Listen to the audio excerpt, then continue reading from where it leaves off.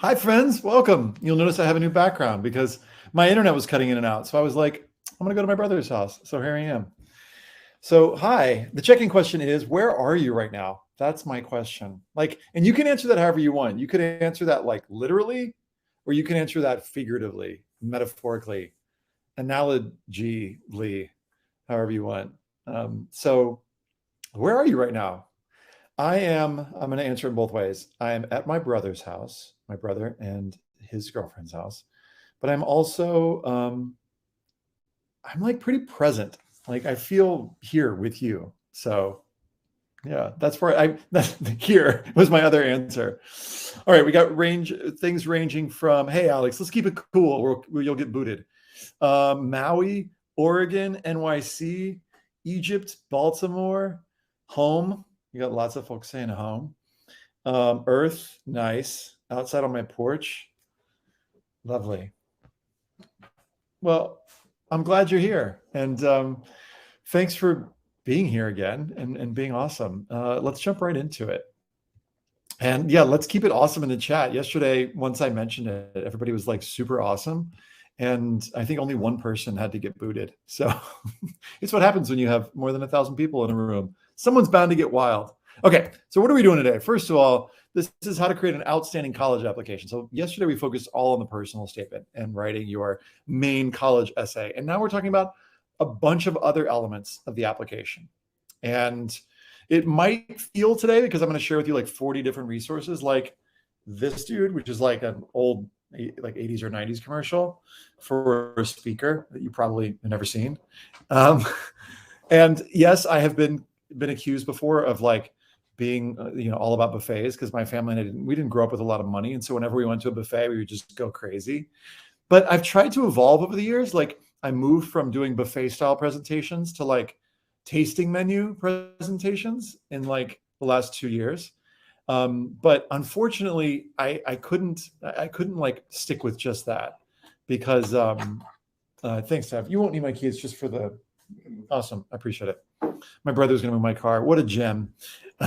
So I basically started with this sort of like buffet style, and then I moved to this like tasting menu style, and now I'm kind of doing both, I realize. So you're going to get like buffet style, which is to say some little like things here and there in this presentation. And then you're also going to get some like, longer pieces that I'll spend a little bit more time on. Here's what's on the menu for today. I hope you like this analogy. I love food. I love snacks. First, I'm going to give you some tips for creating a balanced college list and share with you a resource that I really love. I'll share with you a couple career exploration resources. And then I'm going to talk to you about this really cool podcast that I created or recorded on should you apply early decision or regular decision. So I'll kind of give you a sense of that and like what the resource is. And then we're going to do a mini exercise on the personal statement. It's going to be pretty short, but it will be picking up on kind of some of the work we did yesterday. And then I'm glad this is randomly, and I'm glad you like this. A few larger plates, like how do you improve your activities list? We'll get into that just a little bit. Well, I'm going to give you 3 different approaches to the why us essay, which is, as I mentioned in the last session, it can be one of the most important supplemental essays that you'll need to write when you're applying to selective schools. And then we're going to talk about how to address coronavirus. I talked about this briefly at the end of last session, and I wanted to just delve a little bit more deeply into it. So we'll talk a little bit more about it today. Then for dessert, I'm going to give you a sane college application timeline. We'll talk next steps, and we'll do Q&A. So dessert is going to be kind of provided by you based on your questions. The podcast is coming, Lena. It's coming. Okay, here's me. If you weren't on the session yesterday, I've spent some time at Northwestern and UC Irvine, studied performance largely and acting. I've written a couple books on the topics I'm going to cover today. And basically since before you were born, probably, I've been teaching writing, counseling, and speaking. A bunch of folks went to the website last year, and I grew up overseas. I'm known for free stuff, providing tons of resources. You can go to the website and basically just type in collegeessayguy.com/free, and you'll see that stuff. And then we've got this cool scholarship that if you weren't here yesterday, I mentioned it twice, but I'll mention it again.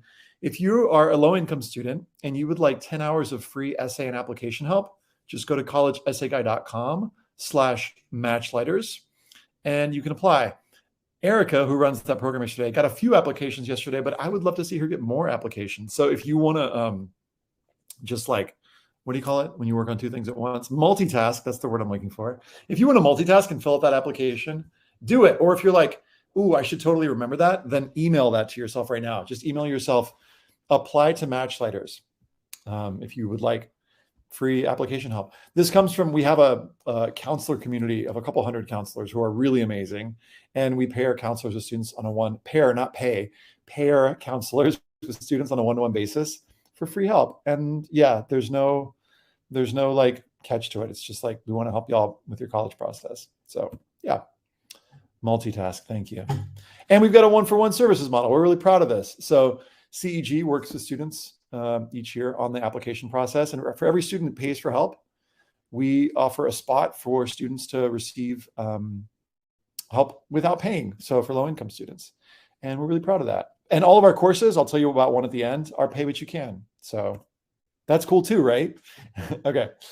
So here's the process. Here's what we're doing. Yes, it is only for rising seniors. Thanks for asking. Okay, so here's what we're up to today. This is sort of what I call my mapping process for like, how do you map out your application? So here's you've got all these moments, memories, and, snapshots from your life. And the question is, how do you take all of this chaos and map it onto these gray boxes? In other words, these different elements of the college application. So you've got things like the main personal statement, you've got your activities list, you've got supplemental essays, and of course, GPA, test scores if you submit them, etc. So that's what we're going to get into today. And I'm going to kind of delve into a few different areas as we do this. Because ultimately, you want your application to look like this. And each element is revealing some new side of you, a different color, as it were. And you bring it to life with details and color. And so if you haven't started this process yet, you are starting it right now. All right, so back to you. You've got all this chaos, all these moments, memories. Which ones do you choose? Well, first of all, it's good to be thinking about, where do you even want to apply?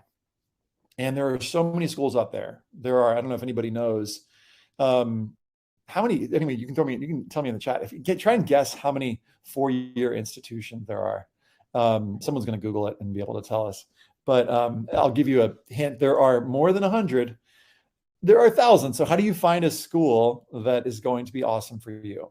If you go to this website called Coursava.com, and Alex, who's moderating today, maybe you could throw in the link for Coursava. That would be awesome. Thanks. You can do this thing called a card sort. And basically what it is you have this list of all these different qualities. And yep, y'all are in the right range, 3,500-ish. And you basically decide, are the things listed things that you must have in a school, would be nice in a school, no way, etc. Hey, Google, turn off the air. I hope that works.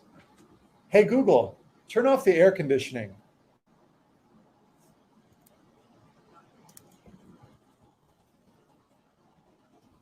I'm texting my brother to help. There we go. It went off. Google worked.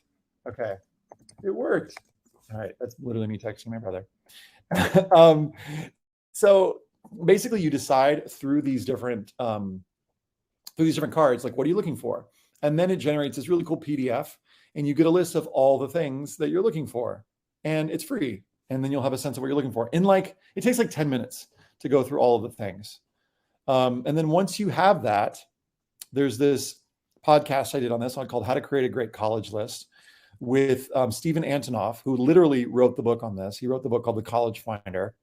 And based on his Coursava and based on his resources, I put together this process. It's pretty simple and allows you to basically find schools that you're interested in based on what you're looking for. And all the details are in that. You can also Google this, but of course we'll follow up with the resources after the session.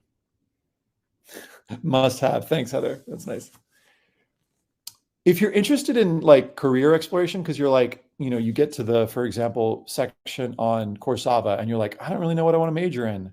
If you're interested in trying to explore majors, I love this book called Do What You Are. And you can get it for $1 on Amazon or Bookshop if you can afford it. Support independent bookstores.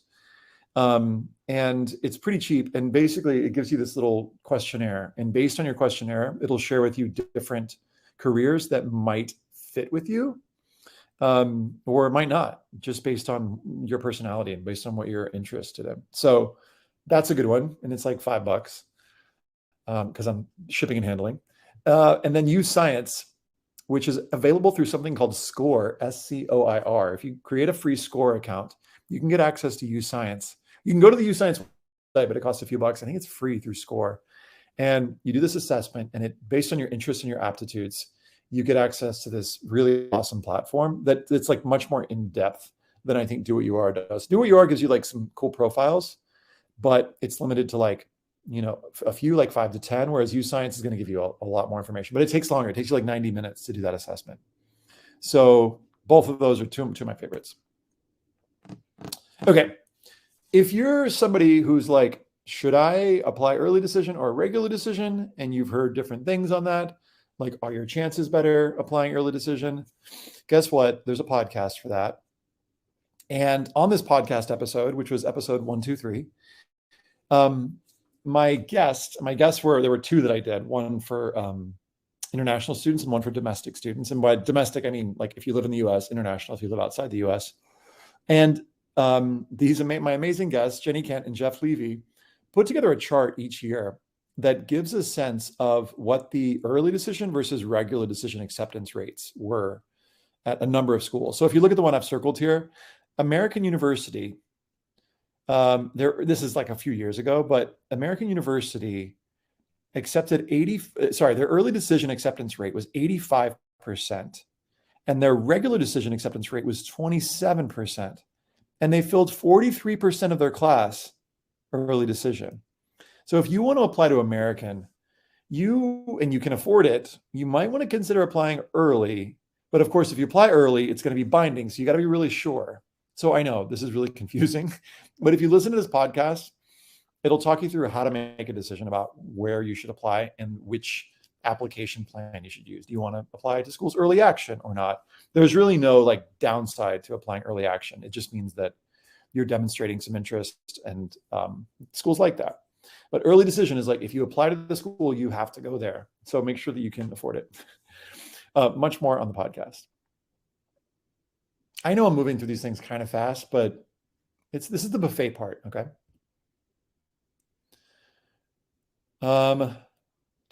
Yeah, you have to make an account for Course Avalina, but it's free and it takes like a minute. Okay, your main personal statement. So when it comes to your main personal statement, an exercise we didn't talk about yesterday, but that I think is another good one, is what's called the essence objects exercise.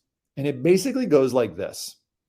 An essence object is something that you feel like reveals a specific moment, memory, relationship, something important to you. So an essence object for me would be, for example, this worn North Carolina basketball that reminds me of like growing up playing basketball with my dad, because that was really a way that we connected deeply. It was like, I think his like love language was like play basketball with my son. So it reminds me of my dad. It reminds me of growing up in Ecuador. I would also put in there, my Aura ring, which is not a wedding ring, but it does represent my commitment to my health, which I've put more attention on in the last 6 months. I'm like working out regularly for the first time in my life and feeling #accomplished. So this represents my commitment to my health. You notice I'm connecting these objects to values. You kind of get what I'm doing here. I'd love for you to just take a minute or two, and I'm going to give you some different ideas. And I'm going to ask you some questions, and I want to see if you can come up with some essence objects for you, because these can sometimes lead to interesting material for a personal statement. So you might think, for example, of like a food that reminds you of your grandmother, or a food that reminds you of your family. And again, feel free to, if you want, throw these into the chat. You could think of an essence object as something specific that reminds you of home, whatever home means to you. Or maybe you've got an essence object that is reminds you of something important that you learned.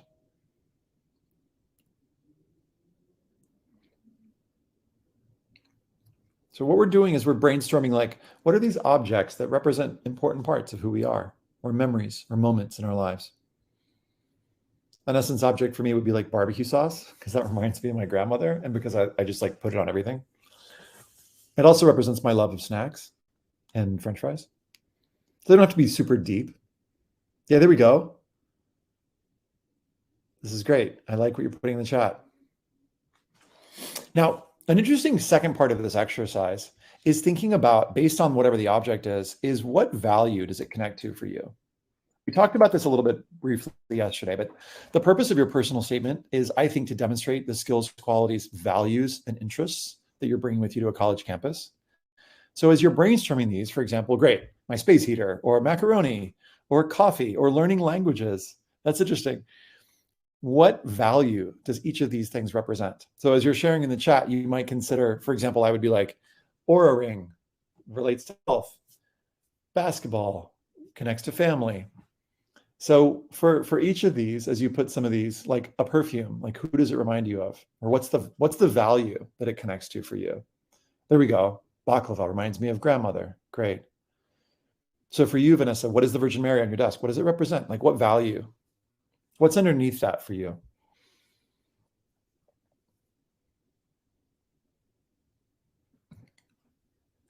Because these things, when you start to brainstorm these, and if you spent like 7 minutes even brainstorming essence objects, you might see that there's some overlap in terms of some of the values.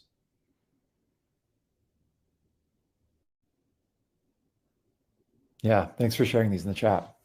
Fried plantain reminds me of family. Awesome. Awesome. So this is just another simple exercise that I really love that could lead to a personal statement, because I've seen students write essays like totally on just objects in their room and what each one represented to them. Okay. Next exercise, and again, we'll follow up with links. If you face challenges in your life, this exercise called the feelings and needs exercise will help you map out your essay in about 15 to 20 minutes. And I already talked about it briefly in last session, so I'm not going to spend a lot of time on it now. But the heart of this exercise, and the reason you see this guy here with these things on his hands, this is a guy named Marshall Rosenberg who invented this. It's really a way of communicating called nonviolent communication. And the idea that it puts forward is that when we feel certain things, oftentimes it's because our needs either are or aren't getting met. And so the heart of this exercise is identifying, based on challenges that you experienced and impacts that it had on your life, how did you feel about that? And what did you need as a result? So for example, a challenge that I felt growing up was I moved around a lot, and I felt often lonely and a little bit anxious. So what was my need? My need was for stability and certainty and connection. And I know I'm doing this kind of fast, but in the video, the YouTube video that we'll send you, you can go through this in about 15 to 20 minutes, start to sort of unpack what are those needs underneath your feelings, because then you can kind of go, okay, well, based on that need, so my need growing up was like security or stability or connection. How did I meet that need? And oftentimes the way that we meet our needs is the stuff we do on the weekend or the stuff we do after school, which a lot of times happen to be your extracurricular activities. So this is a kind of an interesting way to potentially weave in some extracurricular activities to your personal statement and sort of bring together different parts of your application. So I know that that's sort of like a very fast way of explaining that to you. Bethany's noting, I hope most communication is nonviolent. Well, the word violence, I think Rosenberg takes kind of like a broad view of. And I would argue that if I say, let me share my face for just a second. If I say to you, Bethany, for example, like, if I use words that blame, this is something that Rosenberg is big on. If I use words that blame, in some sense, that's kind of like violence, in the sense of not in like I'm physically being violent to you. But if I say, I felt judged, what I'm implying by the term I felt judged, and I'll just use you, Bethany, because you mentioned it, even though I know you're joking, is like, if I say I felt judged, then what I'm doing is I'm accusing you of doing a thing to me, and I'm making you responsible for my feelings. Whereas if I can get in touch with what I'm feeling, which is like, I feel sad, or I feel frustrated, or I feel angry, then I'm not blaming you for that. I'm just sharing the impact. Here's my feelings. When you said this thing, I felt sad because I need what? And oftentimes when we feel judged, or what, I'll speak for myself. When I feel judged, oftentimes it's because I'm needing to know, I'm needing certainty that someone actually loves and cares about me and doesn't see me as a horrible person. So I'm needing like certainty and clarity. And oftentimes I'm needing connection. So I know I'm kind of getting into nonviolent communication here a little bit. But what this exercise does is it helps us reorient. What do we feel? What do we need based on that? And what do we do about it? And that can help us turn into an essay. Cool. Bethany's into the distinction. Okay, these are kind of advanced ways to structure a personal statement. And I'm going to do, at the end of the summer, I'm going to do a whole advanced course. But this is kind of like a preview of that, but I'm not going to get super into it. This is going to be like the tidbits. So the Tarantino method involves taking a series of paragraphs and giving little chapter headings for them. So if you've seen Quentin Tarantino's films, and I'm not recommending them because they are violent and, but, and that's not what I want the takeaway from the session to be. But it's finding like chapter headings for these. So, I'm thinking of the film Pulp Fiction, for example, which again, College Essay is not recommending that you go watch Pulp Fiction, but it is an example of this thing that I'm talking about, where you'll see it in lots of movies where you'll see some kind of heading. So an example of this is a student she was writing about a form of activism that she took, and it involved writing, counting the days on her. She had these sleeves she was marking up, counting the days on a hunger strike that there was a group of people and they were performing. And what she was doing was counting the days on, and she was just like marking them in marker on her sleeve. In her essay, what she did was she used like day 39, and then she did a paragraph, day 39. And then the next paragraph was like day 67. And it used a nice way of like doing time jumps. What's cool about that is that obviously you don't have to go in order, 39, 67. It could be that she goes day 1, like in the 3rd paragraph. And so she kind of jumps around in time. But what this Tarantino method does is it lets the reader know, hey, we're jumping in space or we're jumping in time. You'll also see this in like those heist movies, like the Bourne Identity, the Bourne, trilogy. You'll see them like, it'll be like Munich, and it'll give the date. And so you'll see them like, situating you, especially those that are sprawling that happen like all over the world. So that's one. Si hablas en español, sí te entiendo. Speaking to someone in the chat. The clothesline method is basically identifying a common thread. I talked about this yesterday. I used a different analogy. I used the bead and threads. But basically a clothesline is something that connects the different paragraphs, the different elements in your paragraph. So let's imagine that a student is writing an essence objects essay, because they've looked around their room and they're like, oh, my laptop is an object that connects to my curiosity. And they go, my stack of books behind me is an object that connects to my value of like learning or leadership. And then my bead bracelet is another object on my desk that reminds me of my family. And I want to talk about my curiosity, and I want to talk about my leadership, and I want to talk about my family. And so what you need, if you've got those 3, say, values, and you've got objects that connect to those values, you need something that connects them all. And in this case, this is a student who ended up, getting into Penn. I'm not saying if you write about this, you'll get into Penn, but he got into Wharton with this essay about what connected all of his objects was his desk. And that's such a simple thing to connect them. You might be like, well, that's kind of basic. But really the key for this essay was not like it had a really cool, fancy idea. It was the specificity of the objects and how he connected them to values, and then how he used specific details to bring it to life. I'll talk about it more at the end of the session. I talk about this more on my course, but this is like the short version of it is like the clothesline is the thing, the desk, which connects to different objects. And the way he started his essay was like, on my desk, I have all these different objects, and each one is meaningful to me.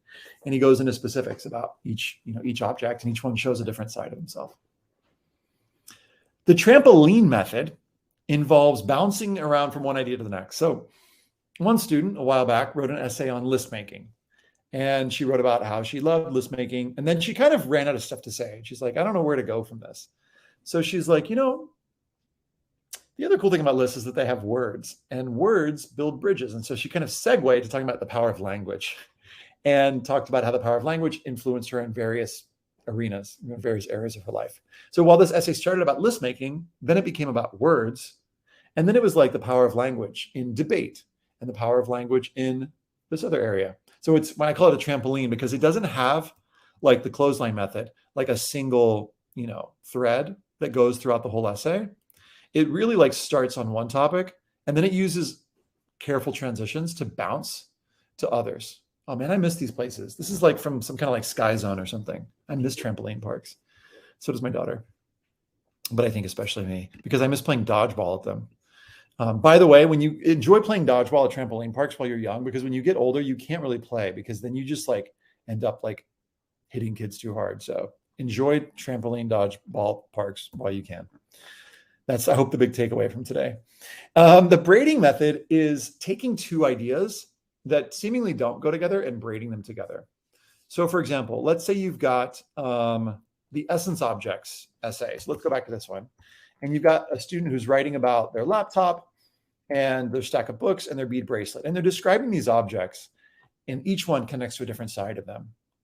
But let's say each one of these connects to, when they get to the end of the essay, they realize that they didn't work in their career and they want to work in their career. And let's say the student wanted to be, for example, an entrepreneur. And so maybe they're trying to decide between two styles of essay. They're like, should I write an essay about becoming an entrepreneur? Or should I write an essay about, for example, these objects on my desk? Well, it could be that you combine those. So let's say, for example, for the student, if he's writing about his laptop and he's talking about curiosity, and he's writing about a stack of books and he's talking about leadership, and he's writing about his bead bracelet and he's talking about family. I mean, isn't it true that in some ways, each of these values could somehow be qualities of a great entrepreneur? Because as an entrepreneur, don't you need to possess curiosity and leadership? And isn't it important when you're creating a team to try and create a sense of family, of connectedness, right? To build a sense of community. So then what that can create is like a sense of surprise at the end of the essay. So we think this essay is all about, oh, stuff on my desk. But in the end, it's like, oh, no, it's actually an essay about being an entrepreneur. And that, in brief, is the braiding method. Char, if you're confused about the trampoline method, it's because it's not as clear as the others, in my opinion, because the clothesline method is like, oh yes, I see how the desk connects all these things. The trampoline is like, you start with one thing and then it's bouncing to another thing. And I'd have to show you an example, and I don't have time today to show it to you, but it's basically like you're selectively bouncing from topic to topic.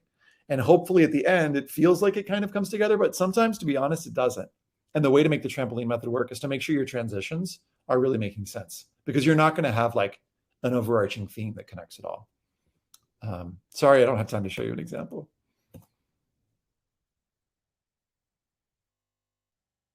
All right, let me take a sip of Gatorade. I heart Gatorade. I've been drinking a lot of it lately. I try not to use single-use plastics. Apologies for that, but I just really wanted a Gatorade today. I love that you already have a preference of which one you're going to try. Love it. Okay, activities list. Here are some quick tips for the activities list. If you want to fit more information, so your activities list is going to be like, you're going to have 10 different activities, and you're only going to have 150 characters for each one. Not 150 words, 150 characters. Okay. So sometimes students will just like phone it in and they'll just like put nothing in here. Sometimes students will waste that space and they'll try and write complete sentences, but you don't need to use complete sentences for these. Okay. So what I want to recommend is, I want you to, if I have time, Lena, I'll re-explain the braiding one, and maybe I'll have time for an example. I want you to use lists, and I'll give you an example in a second. Use active verbs to explain the stuff you actually did, because that's what colleges are interested in for the activities list. Show impact with specific numbers. And again, no need for complete sentences. So in other words, instead of saying, quote, I raise money for kids in Africa, which I swear to you, I've seen a bunch of times on these activities lists, do these things I'm suggesting. So instead you could say arranged advertising events. Notice the active verb there, arranged. Organized fundraisers. Cool, that's showing me some leadership skills. Ran social media. Raised, look how specific, $2,450 for school supplies to benefit this particular school in Kenya. Could the student have been more specific than the entire and all of Kenya? Yes, but there's only 150 characters. And this is about what you have room for in 150 characters. But notice how much better this is than just like, I raised money for kids in Africa, because this one is actually giving me a sense of what the student's skills are. So the big picture thing that I hope you'll take from this is spend some time on your activities list, up-leveling it. I've got more specific resources on this that I'll talk about at the end. What if you did things on your own without an organization or position? That's totally cool, Liz. You can just say self-organized. and you can put that in there, and you don't have to name a position. It's fine. Some students don't know that there are things that you've done that actually count, that you could put on your activities list. So here's a list that I crowdsourced from a Facebook group that I moderate. I know, Facebook. But look at all these things. So I'm just going to read to you some of these random ones, like children's party planner, photography, writing, playing instruments, training animals, yoga, book club. If there's some of this stuff that you've done that was meaningful to you, you can put it in your activities list and give it a nice, solid description, describing what you did. It doesn't have to have an official position. These things count. It's not necessarily a full sentence, Riley. I mean, you could argue that, but there's like the word I is missing. My point is that you can use list, Okay. By the way, if you want, again, we'll share links, but if you just Google common activities, college essay guy, you'll see this. Yeah. Okay. One of the most underappreciated sections of the Common App is something called the additional information section. And I've got a whole 30-minute thing I can do on this. I'm not going to do it right now. But this additional information section has a few different uses. One is if you've experienced certain hardships related to, it could be COVID is going to be separate, but related to I don't know, certain, maybe your school situation is I had to leave one school and go to another one. You can explain it here. Or maybe you have a learning difference, or there was a time when there's a gap in your transcript when you left school. All of that can be explained here. Okay. You don't have to use it, and you can totally get into a great school, even if the additional info section is blank. But in some cases, some students have activities that they couldn't explain in only 150 characters because they're like, I spent so much time on this. You can use the additional info section to selectively expand on these activities. I'm not telling you to take all 10 of your activities and expand on all of them. But if you feel like I just can't fit everything into these 150 characters, you can do it very briefly in that section. Let's see. Babysitting counts. I would call it childcare. We're on activity. So let me just put it on that slide for a second while I'm answering these questions. Yeah, it is like writing a resume. Other Ethan. Should you use words like proactively? It's gonna use a lot of your, maybe, Sean. I would say brainstorm more strong verbs, because an adverb is going to take up a lot of your, that's going to take up 10 of your 150 characters. So maybe. Formal words are okay. I wouldn't get too businessy, Megan, because I feel like if you do, it'll be kind of I don't know. It won't sound like you wrote it, and it should. Can you talk about your parents? Yeah, you can talk about your parents for sure. Especially if it's relevant to your, again, the question is often, if you're talking about the additional info section, the question is, does it help you demonstrate the skills, qualities, values, and interests that we're bringing with you to a college campus? So as an example, if you have big childcare responsibilities in your family, like you take care of your younger siblings, that demonstrates, you just need to put it in there, skills, qualities, and values, but you got to make sure that you explain it. So if it's childcare responsibilities, what are you responsible for? Because colleges want responsible humans coming onto their campus, right? Volunteering totally counts. Yeah. Be specific about what the volunteering was, though. Would winning a national championship fit under activities or awards? Put it in awards, Annabelle. A job totally counts as an activity. Parker, yeah. Can we mention legacies in the additional info? Yes, you can. Some of you are like, legacies, like video games? Legacy means if your parents went to the school or your family members. Can you expand on why you did an activity in the additional info? Yeah, Sahana, that's a great use for the additional info section. Yes, you can talk about health problems. Yeah, that's exactly what that's for. Okay, let me talk a little bit about some supplemental essays. So the super essay is a technique that, this is such a silly meme, but basically you can write one essay for a bunch of different prompts. One student that I worked with wrote an essay that worked for 12 different prompts. And it was on the UCs, the University of California, it would have worked for all of them except for one, because it was just that awesome. Here's how you do it. You basically look at your different prompts. For example, describe a community you belong to and your place within it, from Michigan. Tell us about something that's meaningful to you and why, from Stanford a couple years ago. Share a perspective you bring or experiences you've had to help us understand you better, from Duke. So let's say you're applying to all these schools, and apologies, I know these are all like selective schools and I should do like less selective ones, but these are the ones that came to mind. If you could find an example of something that you've done, like just think about your extracurricular activities for a second. If you could find an extracurricular activity, I'll pick one from mine. Like I did theater in high school. So was theater a community that I belonged to? Yes, absolutely. So it would work for that prompt. Was it meaningful to me and could I explain why? For sure. Did it help me develop a perspective? Yes. So I could write a theater essay if I had my 3 prompts in mind that would work for all 3 of them. Now, why is this a good idea?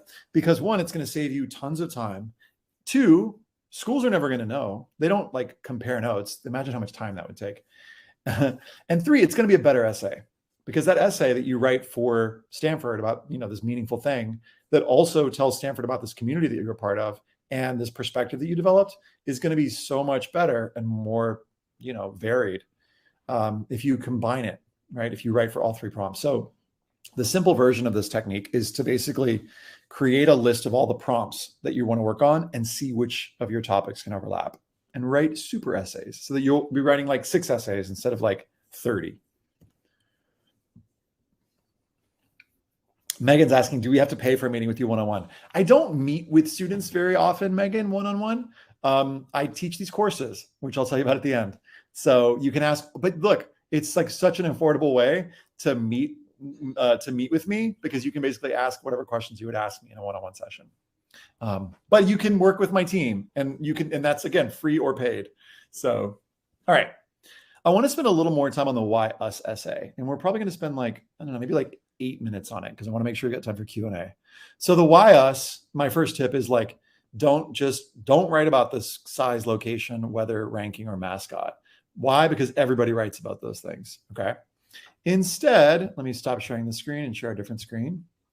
Hi. Here we go. Okay. Let me share with you 3 different approaches to the why us. And this is like the 7-minute version. And somebody's going to ask, but I'm not going to share this essay because this is in my course. But good news is the courses pay what you can. So I'm not sharing this essay. But here's the first approach. And I call this the basic solid why us essay that includes a bunch of reasons. And the way it works is you're going to basically research a whole bunch of reasons why you're interested in the school. So this is the essay. The prompt here is basically, why is the University of Michigan a great fit for you? Mark Twain was a steamboat pilot. Agatha Christie was a nurse. Robert Frost was a light bulb filament changer. The best writers do not only write beautifully, but also integrate their personal experiences and knowledge outside the world of literature. Cool, that's the setup, that's the hook, 40 words, good enough. By combining the study of literature, media, and perhaps law, I believe the University of Michigan will provide the education necessary for me to evolve as a journalist. All right, what's working well here? There's a thesis statement that's basically saying Michigan's going to be the best place for me. And he's mentioned 3 different areas, literature, media, and law. And he's going to do a paragraph, spoiler alert, on each of these, literature, media, and then law. Whoops, law. And so this is creating a garden path sentence. And I know this is super English 101, but that's the style that I'd recommend for this essay, for this particular technique. And then in the paragraphs, you'll see, he expands on this. A journalist can't reach the peak of his craft if his knowledge of literature and critical thinking skills are weak, which is why I'm excited to explore what the Department of English has to offer. Okay, this is textbook 101 why us essay sentence. Listen to this. I look forward to courses such as this one and this other one. And the reason I'm not reading them aloud is because I'm going to make a point in just a minute, as I believe these will provide me with a firm basis in journalistic writing technique and improve my abilities to write analytically and develop well-supported arguments. See that? There are 2 things happening there. 1, he's naming specifics from the school. And 2, he's connecting it back to himself. And this is what you're doing in this why us. You're going them, me, them, me, just going back and forth like that. Okay. Here's what you have, and it's what I need. You're weaving connections and you're telling them about yourself, right? What do you want? What do you need? Another example, this professional writing course is going to teach me how to write in a concise, straightforward style, a skill vital to a journalist. Now, what's great about this technique is that you include a bunch of reasons. So if you'll take a look at this essay, you can screenshot it or whatever. But essentially, if you look through this essay, you'll see a whole bunch of reasons. And that's what's great about it, is that it goes broad and it weaves a whole bunch of connections. In this case, this essay is 500 words, 500 or 550. Now, the other cool thing about it is that you can switch out these variables, right? Like if he applies to Penn or if he applies to whatever other school, he's still going to want to develop a firm basis in journalistic writing technique. He's probably just going to take different courses, right? So you can totally switch them out. And will they ever know? No. As long as you're specific with this, they probably won't know. But that's not the only technique. So this other technique is what I call the 3 to 5 unique offerings strategy. And the way it works is you find, rather than finding like 20 reasons to go to the school, you pick 3 to 5 things that are offered at that school that are really particular for what you're looking for and that probably aren't offered elsewhere. Now, how are you going to know if it's offered elsewhere? That's where the research comes in. And it's kind of hard to do this one, but it can have a slightly different impact. Not necessarily in terms of your acceptance, but in terms of like, I'll show you what's great about this approach. So in this one, it's just basically asking, tell us why the depth, breadth, and flexibility of the Cornell curriculum are suited to exploring the areas of study that excite you. So obviously we need to share first, what do you want to study? This student starts off talking about hooking oneself up to the EEG. He says, I hook myself up to my EEG and analyze my brain waves when he has free time. Or if I'm feeling less adventurous, I'm reading about the latest neuroscience trends. So it's super geeky. It's like I do this stuff in my free time. He expands a little bit more without mentioning Cornell in the first couple paragraphs, at least in the first few sentences. And then he says this, as someone who has long been passionate about neurotechnology, the fact that Cornell is unique in offering classes devoted specifically to the field is very important to me. Okay, I'm highlighting this in bold because he specifically said that Cornell is unique in offering classes in neurotechnology. So he's letting the school know, he's like throwing up a little flag that's like, hey, y'all do this thing that I love so much because I just told you about how much I love it. And in fact, you do it in a way that no one else does it. Scroll down. He talks specifically about Cornell's NeuroNext Hub. Awesome. And this particular professor he wants to work with, and this other professor. And then look what he says. This person's research on deep neural activity is not being done anywhere else in the world. Now, I don't know how he knew that. Again, this is where research comes in. But you can kind of see what he's doing here. He's making the school feel super special. It's kind of like, you got to think about, imagine going on a date with somebody and they're like, why do you like me? You can't just be like, because my uncle said that dating you will improve my chances of getting a great job in the world. Or I've heard you have a very good faculty to student ratio, or because you are highly ranked. Like all of those things are not going to land with a human. You got to be like, here's this specific thing that you do or that you love, and here's how it connects to this specific thing that I do and love. You're weaving connections. Okay. I know that's a weird analogy, but hey, it kind of makes sense. Make the uni feel special, but it's not just hyping them up. You're also hyping you up, right? So it's back and forth, you, them, you, them, you, them. There's one more approach. I'm not going to spend a lot of time on it because it's hard. It's really hard to do, but you focus on one core value that links to the school. And it's really school specific. So if like the school is asking you to like pick certain values, this student, for example, picked connection to place, and he tells a story about how he's deeply connected to place. And then he doesn't even mention the school until the last paragraph. So quick assessment of these, if you can research and find 3 to 5 reasons that set the school apart from other schools, awesome, go for it. If you can't, then I would say go for this basic solid approach. Okay. Yeah. Mentioning specific professors, super awesome. Somebody mentioned like, just look for,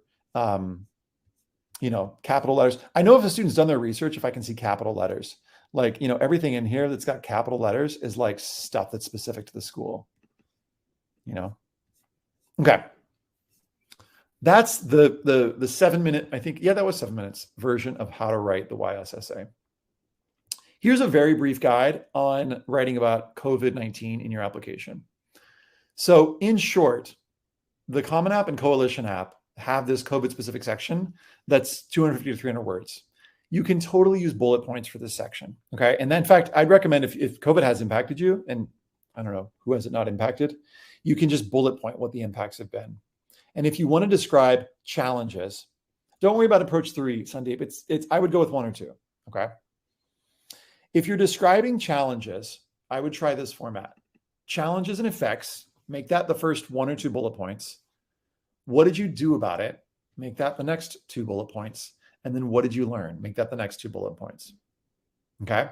So this is your very simple guide to writing about challenges on COVID. Just give me 2 bullet points on each of these. So it's about 1/3 for each of them. And that's it. You don't even, yes, you can use complete sentences, but it doesn't have to be much more in depth than that. It doesn't need to be like a beautiful essay. Okay. If you're not describing challenges, if you want to just focus on 1 to 3 specific values, you can use that values exercise that we looked at yesterday. We'll follow up with it. And again, write bullet points.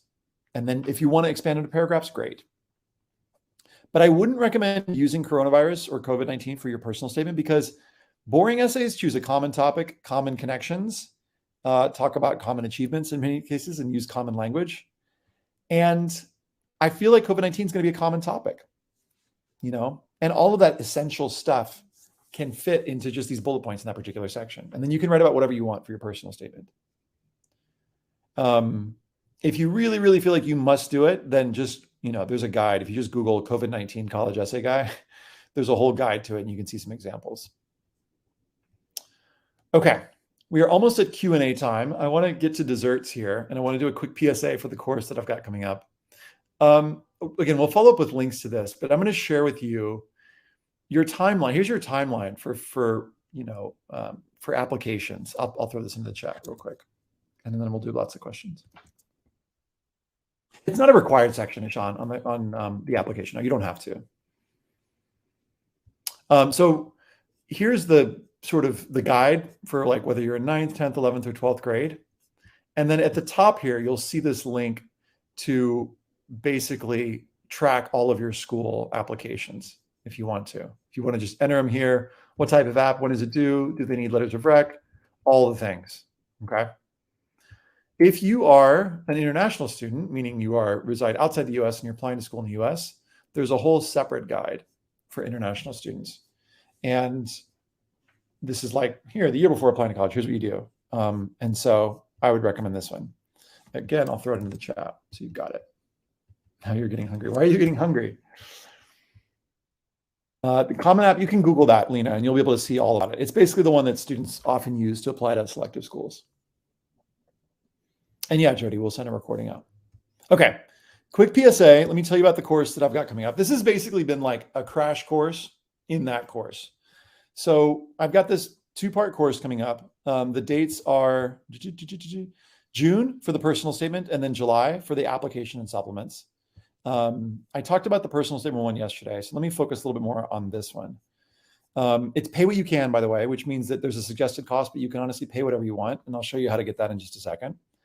But one of the things we'll talk about is I'm going to show you a super essay and show you examples of how you can use that. I mean, I'm going to give you like a spreadsheet that you can use to find which topics overlap. And then you can actually ask me, like you're doing right now.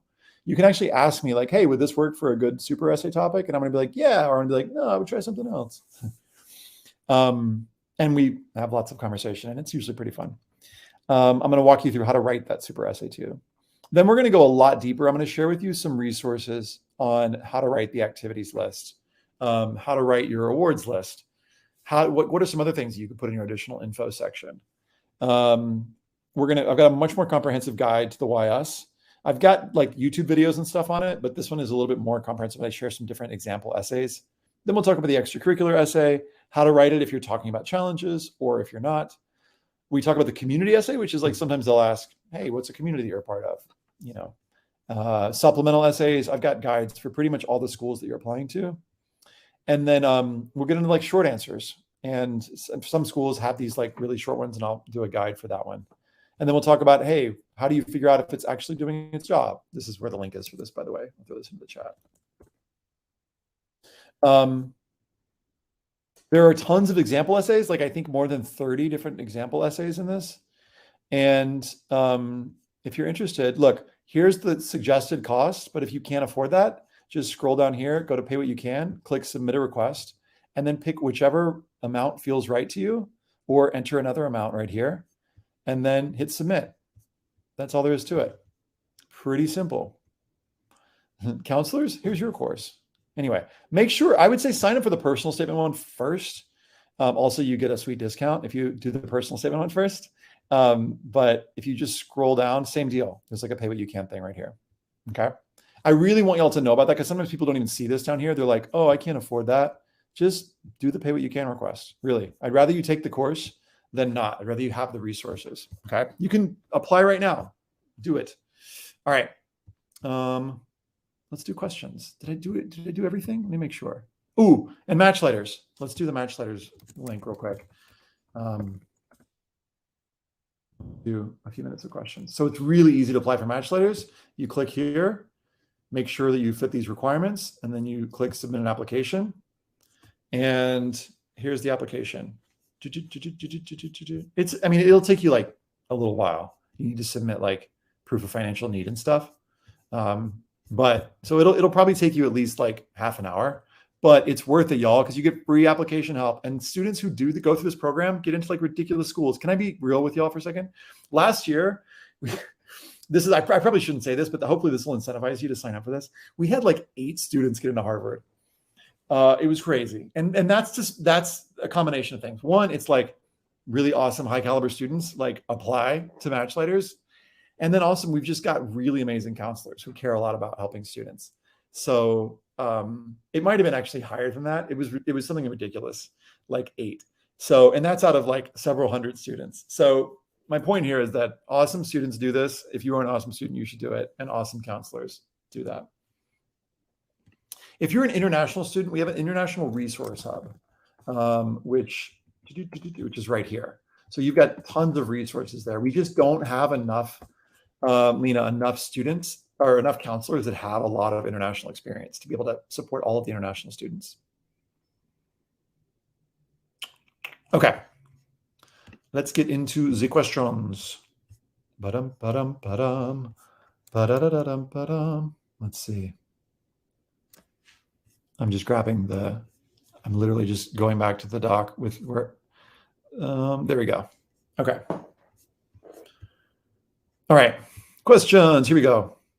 Should we use your essay book from 2016? Honestly, I'm rewriting that. My course is the more updated version of that. So, like you could, but it's going to be updated really soon. And I think the resources in the course are more efficient. Don't tell my publisher that.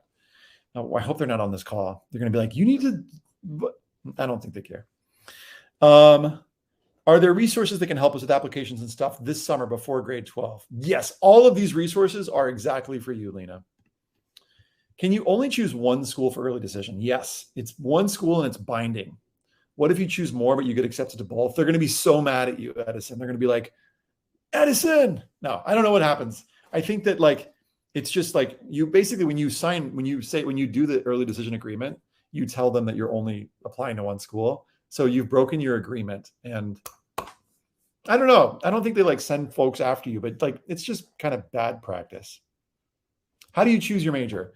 Check out those resources that I shared earlier, because I feel like those are going to be some pretty good ones. Do what you are and use science. Could writing about winning a state championship be a super essay? I would put that in your activities list, Thomas, and I'd write about something else, because it's like, there are probably more interesting stories, and it's one of those really common topics that schools aren't going to be like, it's going to be like the big game essay. And like, you either win the game or you lose the game, but you win, learn a valuable lesson. So I wouldn't recommend it as a super essay topic, because the whole ending is like, and we won. And it's like, well, we already know you won because we saw that in your activities list. How important are community service hours on college applications? Important. I mean, all the things are important, Would me and my brother having the same birthmark be a potential topic? It sounds like a detail. I don't know what the topic is there, Megan. So I'd have to know more about, I'd have to learn more about you to know that. Do you recommend putting honor societies that you can't fit in the activities into the awards section? Yeah, that's fine. Or put it in the additional info. It doesn't matter too much. Let's see. I answered some of these. How do you talk about weird circumstances and additional info without sounding self-victimizing? Great question, Bethany. Use the 3 thing that I mentioned. So only make a third of it about the circumstances. Keep them as brief as possible. So if you're doing like 6 bullet points, make 2 bullet points on the circumstances, 2 what you did about it, and 2 what you learned. Sometimes it's going to take a little bit of thought figuring out, well, what did I do about this? What did I learn? But just keep the circumstances as short as possible, especially in the additional info section. Let's see. Can perfectionism or being a high achiever be added in additional info? I wouldn't add that into additional info. If I want to be a geriatric social worker and my volunteer hours surround elders, is it good to make a UC essay about it? Yes, definitely, Meg. That's a great question. And yeah, probably UC 7, because that's a community service one, but I could also see it working for the creative one, if the way that you volunteer is creative. Or it could be leadership. If you've had a leadership role, that's the UC 1. But if we don't have community service hours, is that going to hurt us a lot or a little bit? It's hard to say. Like, well, first of all, I'd say like you still have some time. I mean, to do stuff this summer, to get involved. So try and make the most of your summer. But it just depends on what schools you're applying to, Riley, because some schools are going to be like really looking at that, and other schools are going to be like, yeah. But I would say in general, it is good to have community service. And if you can get some community service, even especially if you're younger watching this, then yeah, do it. If you volunteer in an activity and you also want a national award, which section would you recommend? Some of these questions, I mean, it doesn't matter too much. So you can put it in both, put the activity in one and then the award in the other. Some students will have just way too much stuff. And so you could like put it in parentheses in the description, one particular award in the activity. But as long as the big general note for this is like, as long as the information is in there, it doesn't matter too much which section it's in. Just make sure that it's in there somewhere. Is additional info a list or another essay? It's an empty box, Ashar, but it's like, you can use bullet points. You don't have to use complete sentences. Would this ever lead to using the same essay in your application to the same school? I'm not sure what you mean, Andrew. Maybe ask that in a different way. What did you say not to write about with the mascot? I just think it's like, it's kind of cliche. I can't wait to root with all the other Blue Devils, for Duke. Like, it's just like, yeah, they've seen that before. So I would just pick other things. Should we mention majors of interest and explore them in the personal statement? Yeah, that's a good option. I think it's one of several options. I think it's good to, one of the things we'll talk about in like week 1 of the course is like career is one option, but it's one of like 7 different options that I'll talk about. How much can I lie? How much do schools audit your accomplishments? I'm going to talk about that in the course too. Don't lie. They do audit and they will rescind your application. I've seen it happen. So don't lie.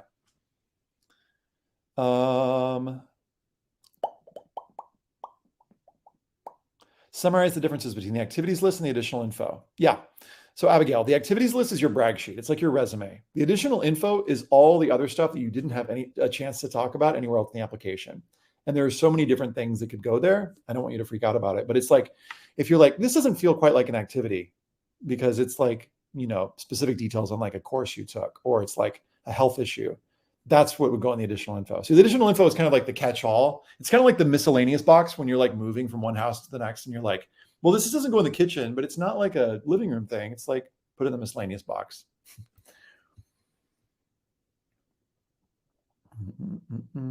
Are leadership roles really important? They are really important.